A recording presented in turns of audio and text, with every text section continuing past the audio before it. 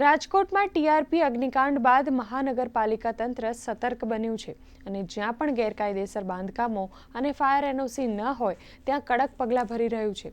જેના ભાગરૂપે મહાનગરપાલિકાને ફરિયાદો મળી હતી કે કેટલીક શાળાઓમાં, મોલમાં અને જુદી જુદી જગ્યાઓ ઉપર ગેરકાયદેસર ડોમ બાંધવામાં આવ્યા છે, જ્યાં દુર્ઘટના સર્જાઈ શકે છે।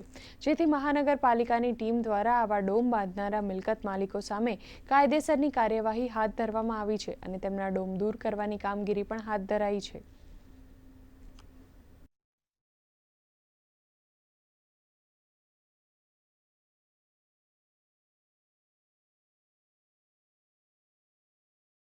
રાજકોટ મહાનગરપાલિકા દ્વારા अलग अलग શાળાઓની અંદર, अलग अलग હોસ્પિટલોની અંદર રાજકોટમાં પ્રિન્ટ મીડિયા, ઇલેક્ટ્રોનિક મીડિયા અને અધિકારીઓ દ્વારા અને અમારા કોર્પોરેટરશ્રીઓ દ્વારા જાણવામાં આવેલ છે કે બિનઅધિકૃત જે ડોમ મૂકવામાં આવ્યો આવનારા દિવસોની અંદર ટાઉન પ્લાનિંગ શાખા દ્વારા નોટિસ આપી અને રિમૂવ કરવાની કામગીરી અમે ત્વરિત ધોરણે શરૂ કરી રહ્યા છીએ।